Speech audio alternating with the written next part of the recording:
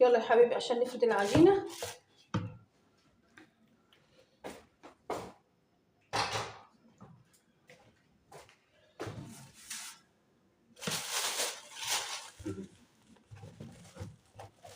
ما شاء الله اللهم بارك.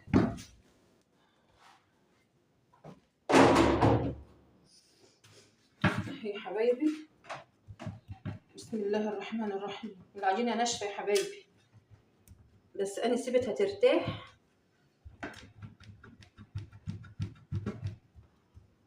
يعني، هي قعدت حوالي ساعة. صليت الظهر وكلمت بنتي شوية، عفرت الصينية بشوية دقيق كده، توكلت عليك يا رب. بسم الله الرحمن الرحيم. أنا مش مكترة يعني، هو نص كيلو. بسم الله الله أكبر الله أكبر. بسم الله الرحمن الرحيم. أنا عايزاها بالطول كده يا حبايبي. تعالي بسم الله، بتساعد معايا يا حبايبي في الفرد. يا رب عفوك الله. العجينة كانت ناشفة يا جماعة، بصوا ارتاحت، عاملة ازاي يعني. لو طريتها عن كده مش كانت هتمشي معايا، مش كانت تنفع. لكن شوفوا لما ارتاحت كده في عزة الحمد لله. عجينة اللازانيا وعجينة الشعرية والحاجات دي أو المكرونة يعني لازم تكون ناشفة عشان تسيبها ترتاح وتلاقيها مظبوطة زي كده. يا رب اصلح ما بين ايدينا يا رب، اللهم امين.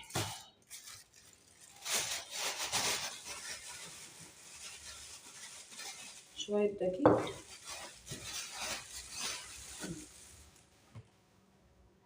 تعفيرة كده مش كتير.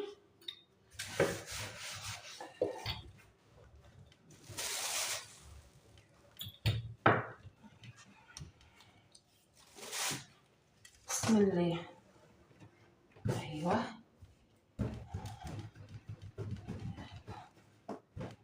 بايدينا كده اسرع من الشيبة.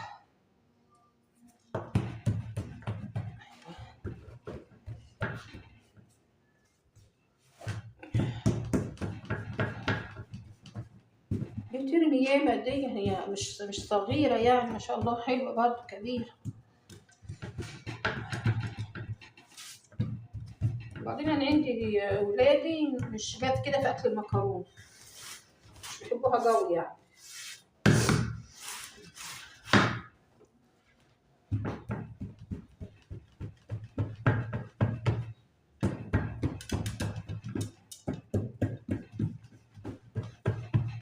ايوه تمام التمام التمام التمام يا حبايبي.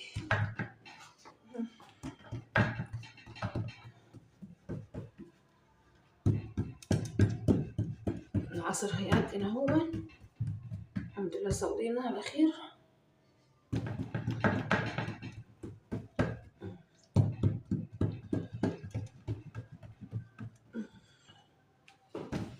يا رب مالناش غيرك، لا اله الا الله. شفتوا خلي بالكم كده بتوسع ازاي.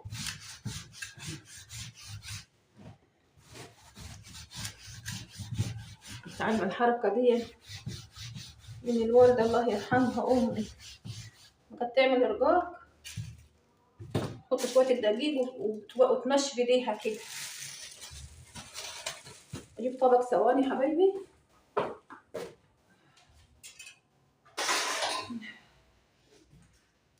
مبلول ولا ايه؟ لا دي مبلول.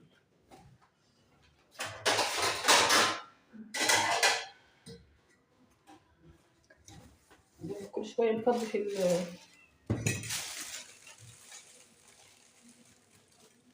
يا عليك يا بيسو.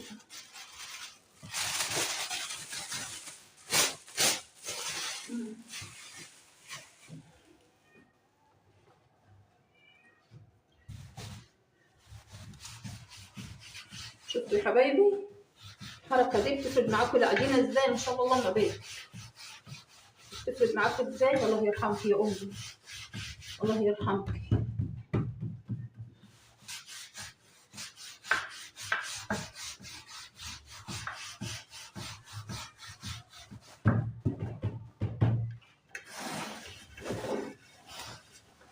يعني ربنا يرحمك يا حبيبتي، ربنا يرحمك يا أمي. ألف رحمة تنزل على روحك يا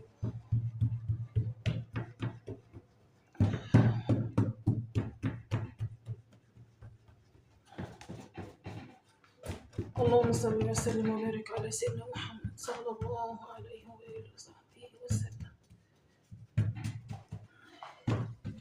اللهم صل وسلم وبارك على سيدنا محمد صلى الله عليه وآله وصحبه وسلم.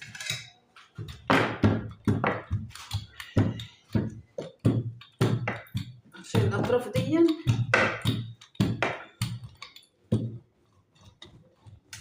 يا رب.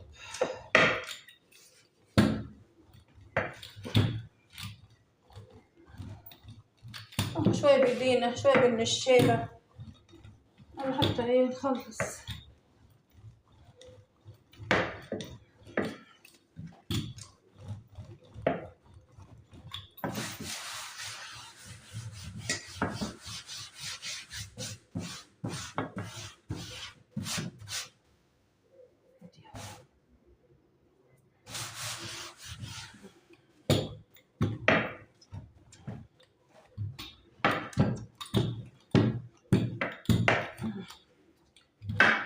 حبايبي هرجع لكم.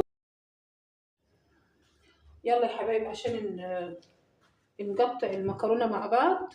بسم الله الرحمن الرحيم. كده فردتها وسمكها حلو.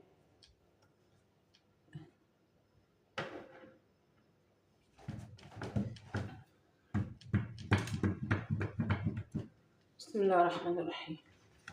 بتعملها بالشوكة مش نفعت، وتلاقي السكينة أحسن بقى. يلا بسم الله توكلنا على الله.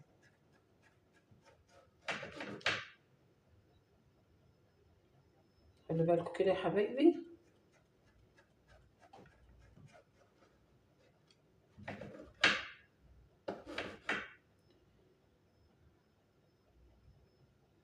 نجيب من هنا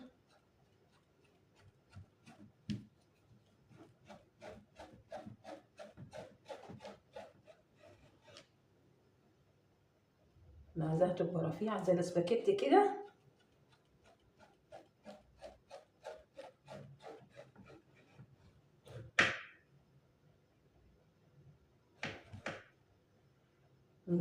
اللهم رب الدعوة التامة والصلاة القائمة آت سيدنا محمد الوسيلة والفضيلة الدرجة العالية الرفيعة وعسى الله مقاما محمودا التي وعدته.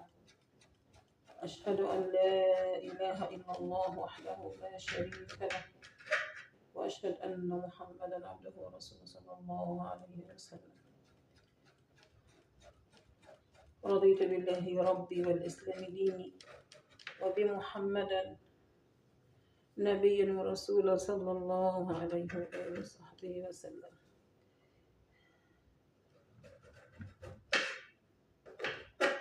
الحمد لله والصلاة والسلام على رسول الله صلى الله عليه وآله وصحبه وسلم.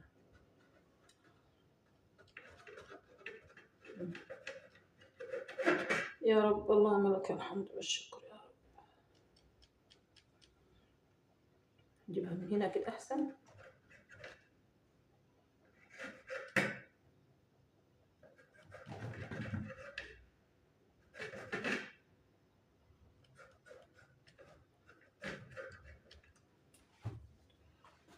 بعدين نشوف ايه الموضوع.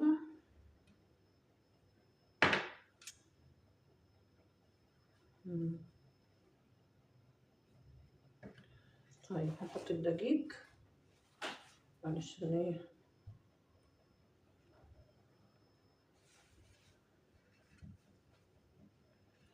بسم الله الرحمن الرحيم. يا حبايبي شايفين؟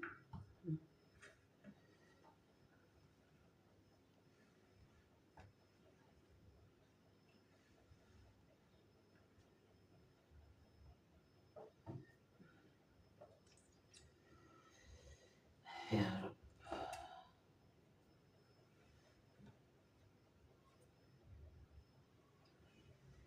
شفتوا يا حبايبي؟ مكرونة سباكيتي.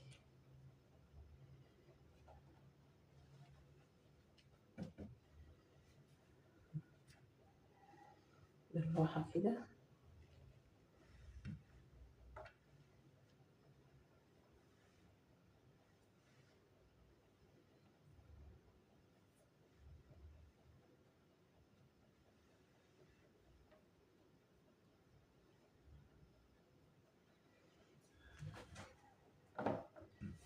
شفتوا يا حبايبي؟ دي لأ بتاعتها نرفعها شوية. ايه رأيكم؟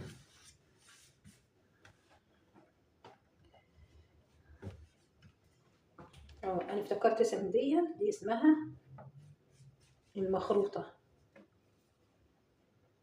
ماشي يا حبايبي، احنا سميناها المخروطة.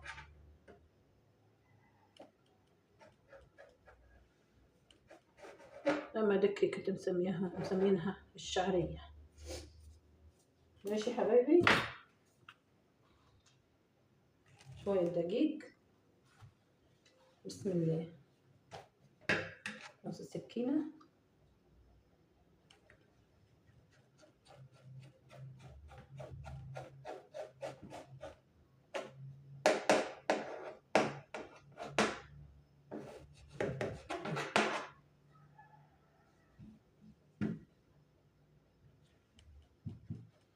لازم دقيق على العجينة عشان السكينة تعرف تمشي والعجينة تطلع من بعضيها.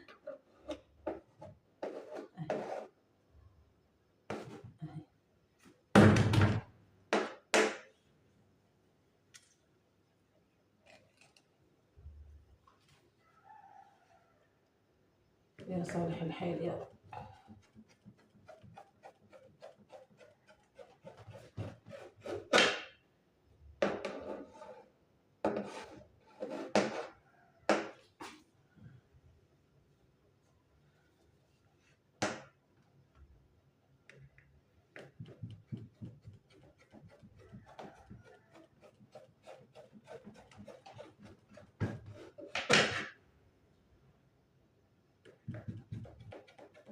ايه رايكم يا حبايبي؟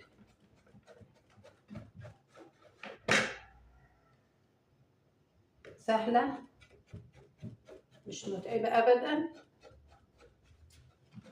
سيبها ترتاح وانت ترتاحي. اي عجينة تعمليها لازم ترتاح، لازم. شوية دقيق كده.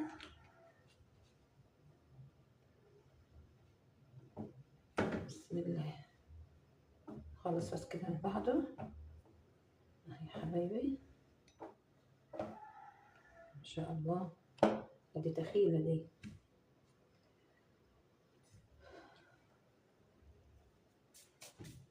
لا دي تخينة دي، بس مش مشكلة بقى، هي انعمت خلاص. ماشي. هنرفع شوية. بسم الله الرحمن الرحيم. الله المستعان. الحمد لله والصلاة والسلام على رسول الله صلى الله عليه وآله وصحبه وسلم. الحمد لله والصلاة والسلام على رسول الله صلى الله عليه وآله وصحبه وسلم.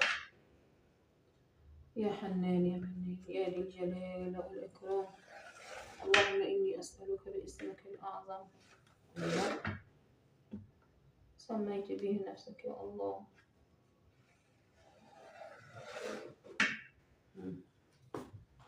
اللهم إني أسألك العفو والعافية في بدني. اللهم إني أسألك العفو والعافية في سمعي اللهم إني أسألك العفو والعافية في الدنيا وفي الدين وفي الآخرة، وأسألك العفو والعافية في ديني ودنياي وأهلي ومالي يا أرحم الراحمين.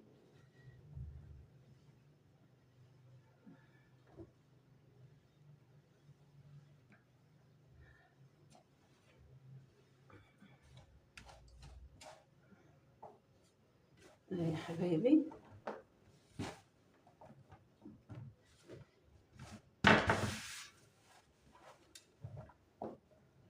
دي الدقيق بقى علشان نعرف نقطعها وتفك ازاي من بعضها، وعلشان مش تلزق في بعض. سبحان الله. الطاولة دي نقطعها.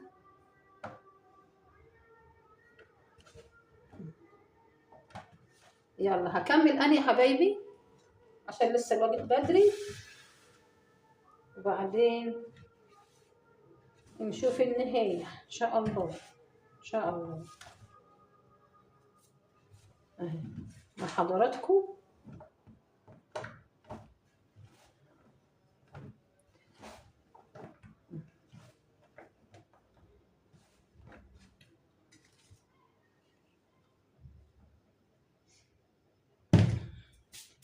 يلا حبيبي هرجع لكم.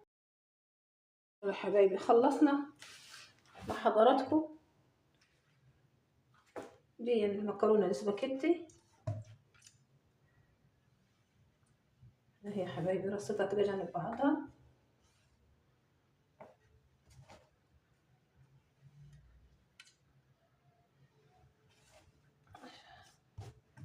فيها واحدة تخينة شوية، حابة الأخرى دولي تخين كده مش مشكلة. يا حبايبي سهلة جدا جدا. المشكلة بس ايه، عجينها عشان تبقى قاسية شوية يعني، بس طولة البال كده حبة، بس لازم تنشف لازم تنشف.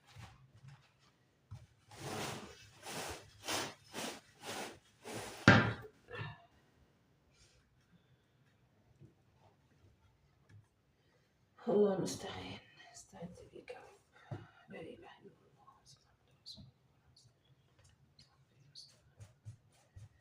الله. واحدة وحدتها. ودي المخروطة.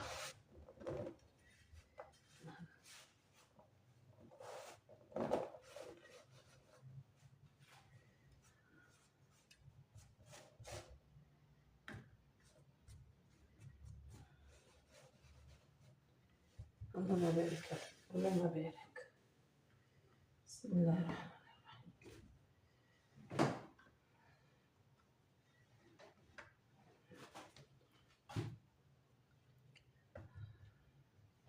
يا رب الفيديو يعجبكم. نص كيلو دقيق ما شاء الله، طلعنا مكرونة قدين، المخروطة والسباكيتي. ماشي.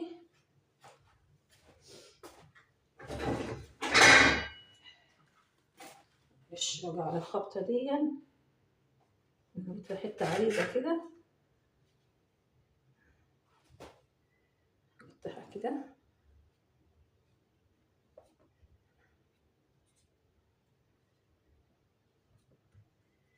بس كده خلاص.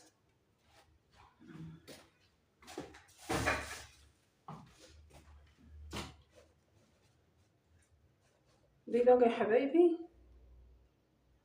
احطها في الشمسة علشان كانوا بيقولوا عليها زمان اتجدد، اسمه التجديد. شفتي شو اسمها، اللمعة المقددة او المجددة، هي دي. هنسيبها في الشمس لما تجدد تنشف يعني.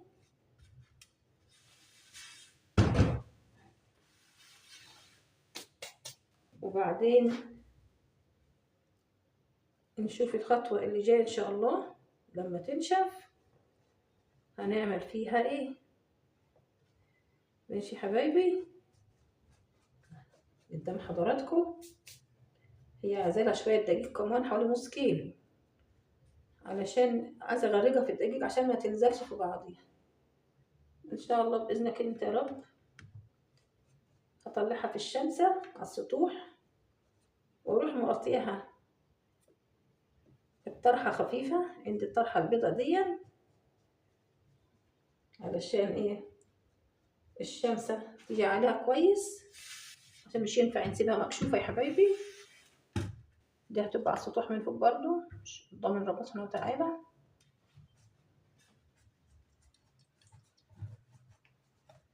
لازم تتغطى. من الطرحة دي طرحة شاش يعني من الأبيض دي، ماشي. بتاعت الحلبة والترمس بابا بعمل فيها الحاجات دي، انتوا عارفينها، شفتها معايا كذا مرة.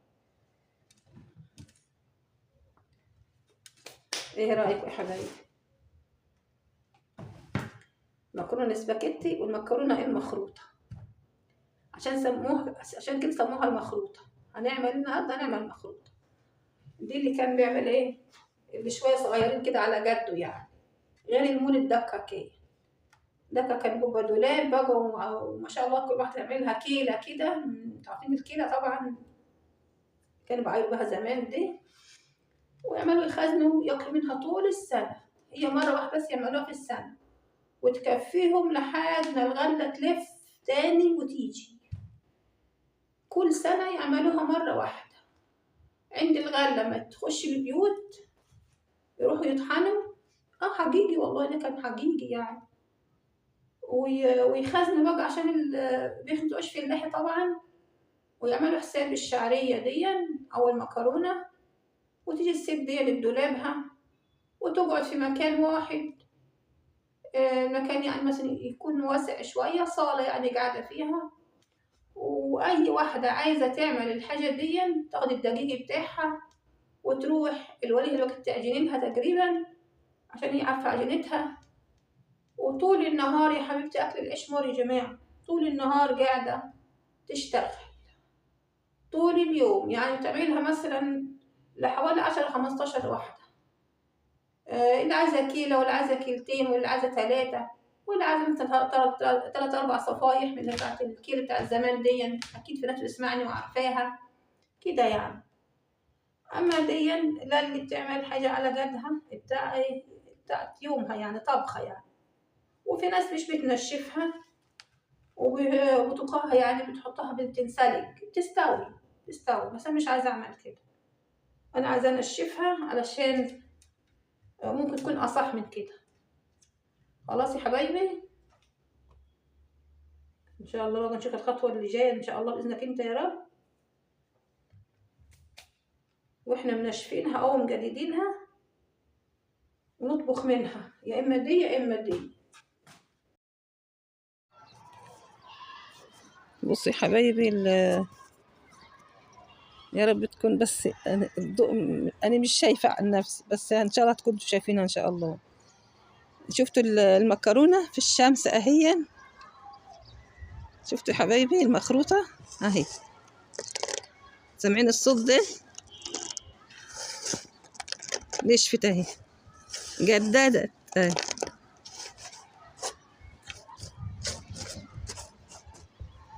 وادي المكرونة السباكيتي اهي يا حبايبي.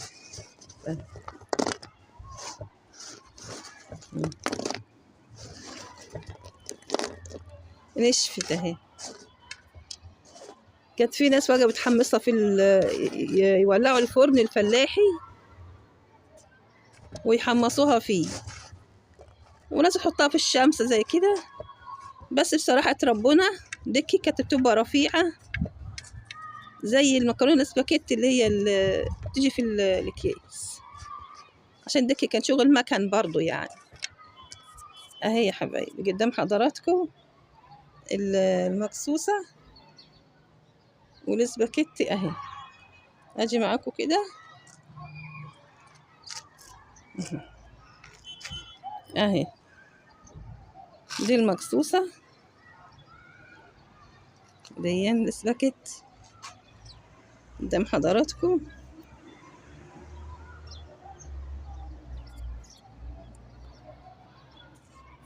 يلا يا حبايبي، يلا يا حبايبي، علشان ان شاء الله باذن الله انا النهارده هعمل كشري مصري من المكرونه اللي انا عاملاها صنع ايديا وحياة عيني. يلا نهزها من الدقيق. بسم الله الرحمن الرحيم. ونشوف بقى ايه الاكله اللي احنا عاملينها بايدينا من الالف للياء اهي يا حبايبي.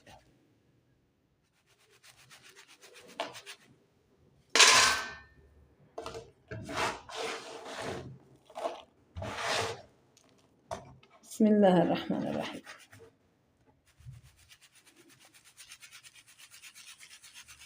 سبحان الله، يعني لما تعملي حاجة كده تكون بتجيبها من بره وتعملها انت في البيت، انت اللي عاملاها بايديكي، الواحد بيبقى مبسوط كده، تنبسط ان انت عملتي الحاجة دي. سبحان الله.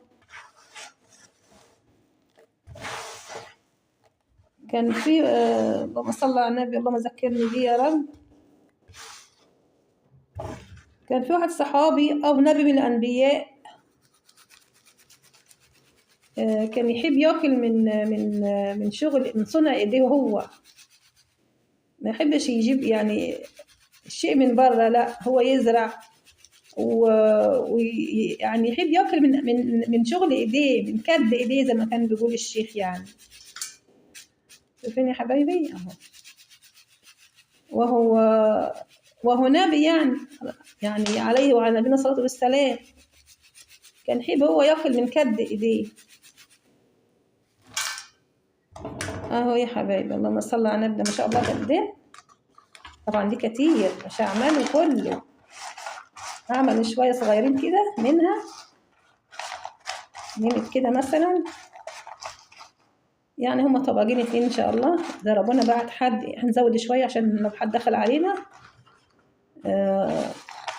هنشوف هنعمل ايه كده. احنا هنشوف الدقيق. يلا بقى نهز المكرونة دي السباكيتي.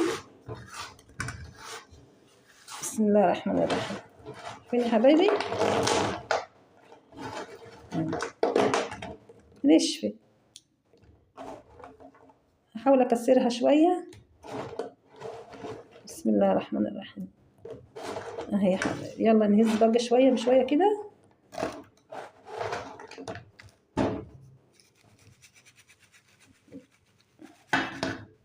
نجيب الطبق اللي هنحط فيه. الله،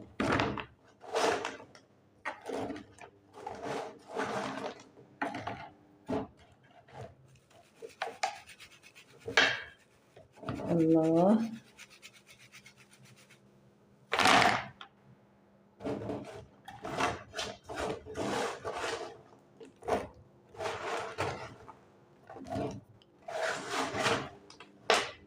هناكل مكرونة النهاردة من صنع ايدينا، عجناها وعملناها ونشفناها اهي.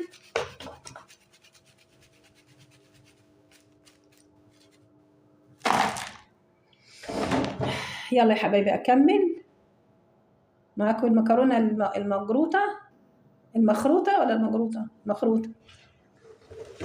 المخروطة، ومعاكم مكرونة السباكيتي. المرة الجاية بقى هنعمل مع بعض، مش عملنا مع بعض كسكاس خالص، هعمله معاكم برضو في البيت ان شاء الله. اللهم بارك ان شاء الله كده على خير.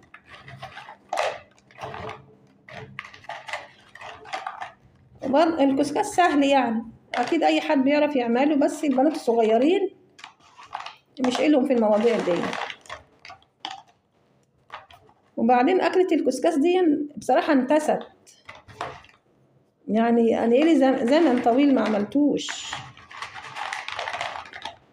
لما فكرت اجيبه في مرة من المرات كده، جبته من السوبر ماركت.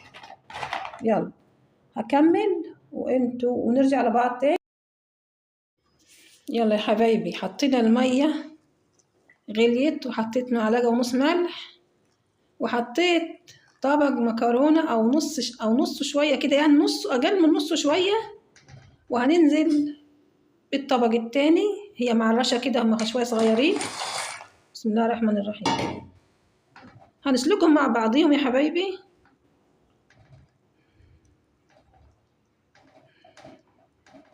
ولسه معانا طبخة تانية إن شاء الله هنحطها في كيس وبعدين نطبخها مرة تانية الاتنين مع بعض.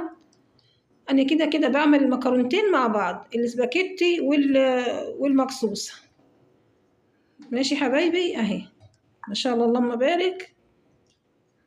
مكرونة يا ولاد أنا عاملاها يا ولاد في البيت، اللهم صل على النبي. ماشي حبايبي. وحطينا الحمص على النار بينسلق اهون. خلاص هشيله من على النار واحط العدس. ومعايا الحبة دول فاضوا، والحبة دول كمان نحطهم على بعض وخلاص. تمام كده. اللهم صل على النبي عليه الصلاة والسلام. هرجع. يلا يا حبايبي، سلقنا المكرونة وضربت. بصي يا حبايبي، الثوم انا حطيته مع المكرونة مع الطماطم، وضربتهم في الخلاط.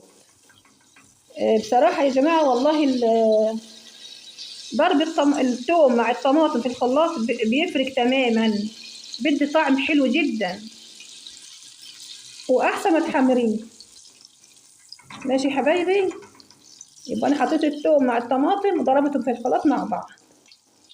ودي يا حبايبي سمنة بلد اهي، الخلطة اللي احنا عاملينها مع بعض برضو. هنزل بقى بالطماطم عشان مش هجدعها قوي.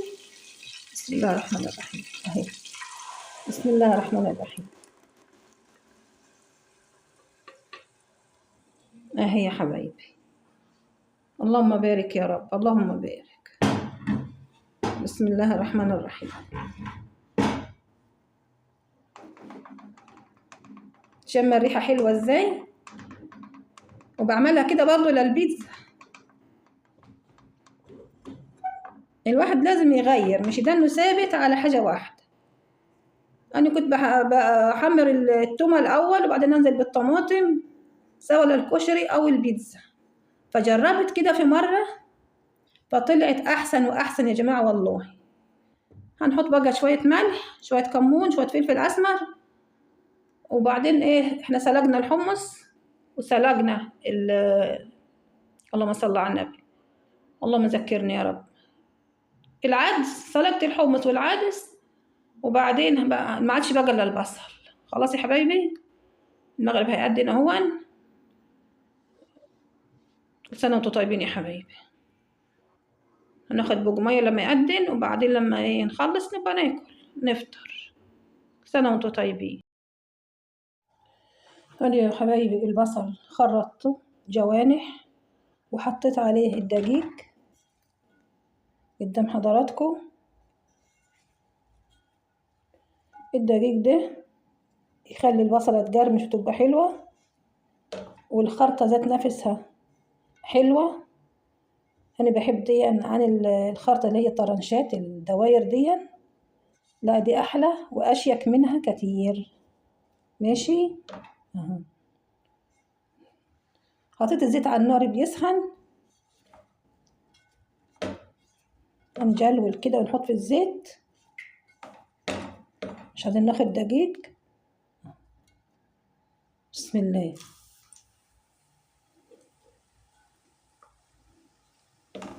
اللهم صل وسلم وبارك على سيدنا محمد صلى الله عليه وسلم.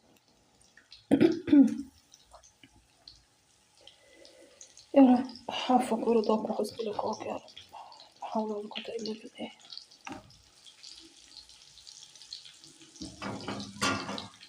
اهو يا حبايبي. بسم الله الرحمن الرحيم. مش عايزين نقلب على طول عشان الدقيق ما يطلعش منه. هنسيبه شوية لما يشمع كده وبعدين نقلب. ماشي يا حبايبي. يلا هنشوفه بقى في الاخر خالص لما نخلص. بصوا يا حبايبي، انا فكرت في حاجة كده اسهل واريح، بدل ما نقعد نغرف ونرص ونعمل ده ايه. احنا هننزل بالمكرونة في الصلصة على بعضها كده. بسم الله الرحمن الرحيم. اهي يا حبايبي، بسم الله الرحمن الرحيم.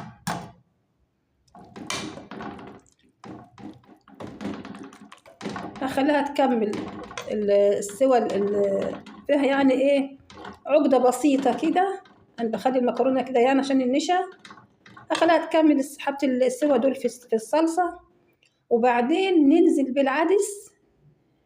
هوريكم الخطوة دي وعلشان ايه نخلص. وفي الاخر خالص هنرص الحمص والبصل بس كده. اما العدس هنحطه على المكرونة، يبقى ايه الكشري الحلة الواحدة يعني.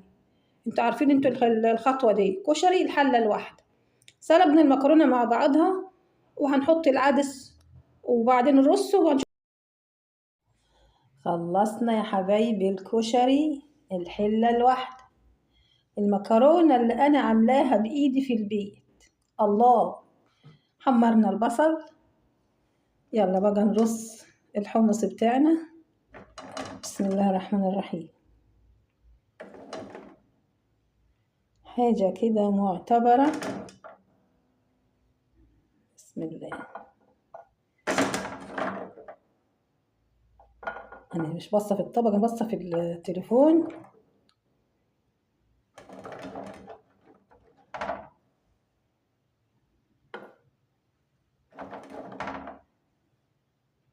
بسم الله الرحمن الرحيم. يلا نجيب البصل اللي بيخرفش الحلو ده. سامعين الصوت؟ الله الله عليك يا أم شوشو. الله الله، ده كله مش بحطولك لايك. شفتي متابعينك الحلوين حبايبك اللي انت بتحبيهم وتدعي لهم. يلا بسم الله. النص الحلو.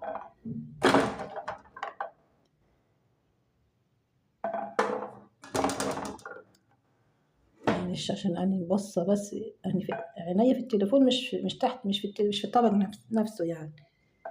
خلاص. البصل الحلو، سامعين يا حبايبي؟ الله. بلاش دي اهو كده. احنا تمام التمام. بسم الله الرحمن الرحيم. ولا ايه رأيكم؟ في حاجة ناقصة؟ مفيش حاجة ناقصة.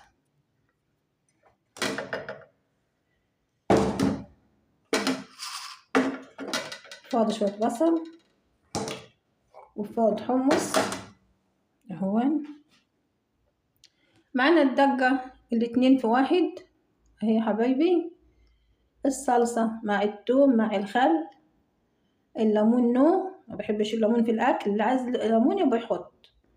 انا هبقى اجيب ليمونه وقدام ابني، لو عايز يحط يحط، مش عايز يبقى الخل دي. ومعانا الشوك. بسم الله الرحمن الرحيم. حمصايه. ندوب بقى مع بعضنا المكرونه البيتي. بسم الله.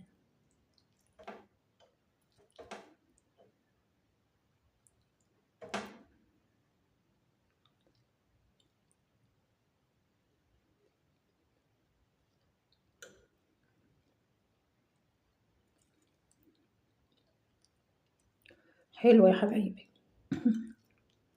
بجد حلوه، بس طبعا مش زي المكرونه الجاهزه. دي حاجه ودي حاجه تانية خالص، بس هي مكرونه وطعم المكرونه سبحان الله. هي ممكن تكون تخينه عندي شويه، بس هي حلوه حلوة يا حبايبي. اهي مكرونة سباكيتي يا جماعة، شايفين؟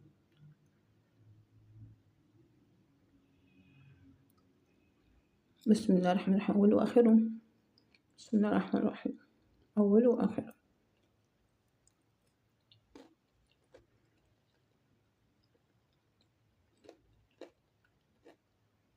بصل بيجرش ازاي.